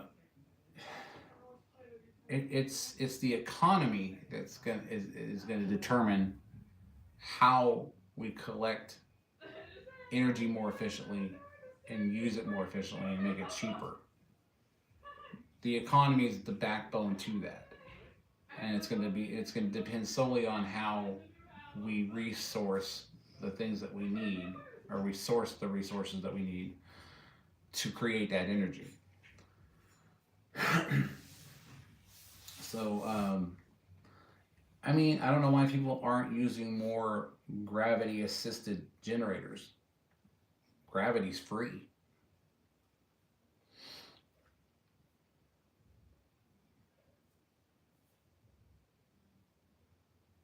I think we should. I think if we had, um, like for example, if you run, you know how electric motors work. You're spinning magnetic, or a copper stator with coils inside of a magnetic field. That's what runs you can create energy that way, or you can spin the motor with the energy that way. Um, I don't see why we don't have these huge, just copper towers, you know, copper laden towers on the inside, where we're using helium to push up a ferrite core or a magnetic core, and then letting out the helium and dropping it and using gravity assistance to make an energy piston, and then getting more helium because helium's easy to get. You're just, I mean, that's an inert gas that's pretty much everywhere. So, um, and can be created with a chemical reaction that doesn't really necessarily leave any harmful byproducts. So I'm not sure we can create a lot of energy out of a 300-foot gravity assisted generator. So I mean, I'm just thinking of that off the top of my head. Basically a vertical motor. As it falls, it generates energy. You're storing it, and then helium brings it back up, drops it again. You know, Linear energy piston. That could work. Use the earth. It's a giant motor.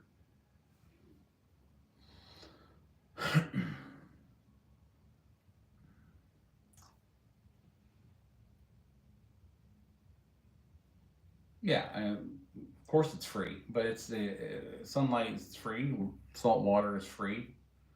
Um, Electrolysis using the sun could produce hydrogen, which in turn could produce energy. I get where you're going with that. Um, that would work very well if they would adopt it, but they don't want to because there's too many people that are drunk on oil. It's what's propping up the economy at this point. So unless we make it to where it props up the this new energy props up the economy, or we change the way our economy works, um, no one's ever going to do it. They're just going to keep wasting time putting wind turbines up everywhere.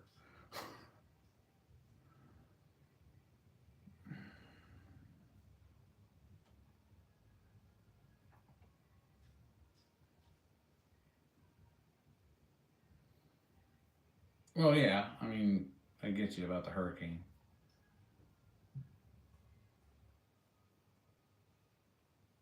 The Earth is a generator. That's the whole thing. It's got an electromagnetic field constantly moving. So, um, like you were saying, satellites would be another way of doing it. In other words, if we can put satellites up to create like Starlink to create a network, then we should be able to use the satellites in the same way to be um, the magnets around the stator, which is Earth, and collect that energy, send it back down to the planet for storage or use. I mean, with the radio wave transmissions, you can collect if you create the proper antenna, you can collect radio wave transmissions that we're constantly firing around the planet through all of our communications, and you can use the energy that's being used in that transmission and collect it, in small amounts and store it. I mean, just using electricity to send RF signals back and forth, everything's RF for the most part. So you can collect that energy. Put it on a pole high enough, you can collect a lot of energy. And it's just sitting there in the midst of all that RF, all those RF waves that are going back and forth. Just collect it and use it.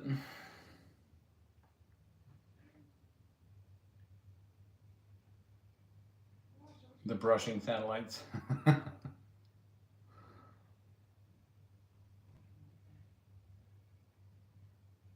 Yeah, all the power, heat, and salt water can make. Yeah, it's amazing. A lot of heat is generated through the process of electrolysis, but then, like I had said before, you can use Peltier technology to use the ambient temperature around it to use that. You can use that heat differential to generate a charge through Peltier technology. It's the same Peltier circuits they put in water coolers, except they're applying a current to get the hot and the cold side. If you apply cold to the hot side and cool the hot, you apply cold to the hot side as you're applying heat to the cold side, and then you can actually create electricity from the transference of the energy. So between the two sides of the Peltier circuit. So if you're generating a lot of heat with electrolysis and or burning the hydrogen for an engine, you can use Peltier technology to harvest a lot of that heat energy and store it or use it in the actual production of the hydrogen. So that's one of the main things.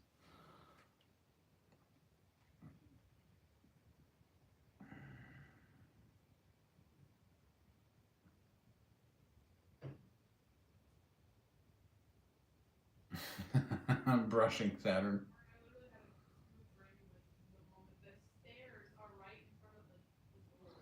But, oh, it's 10 o'clock. I gotta get the girls down. I usually do it earlier than now. But you guys sounded bored and you wanted to talk, so here I am. Here I was. I've been DPC. And basically, as soon as some filament comes in, David, then, you know, I'll be able to print up the dill drone. And then we'll take it out and take it for a test flight. See how those 4100 kV motors work with the SpeedyBee F405 and a 1500 milliamp 150C LiPo, 14.8 volts. Should be interesting. So I will email you as soon as we're done here. I'll send you the address.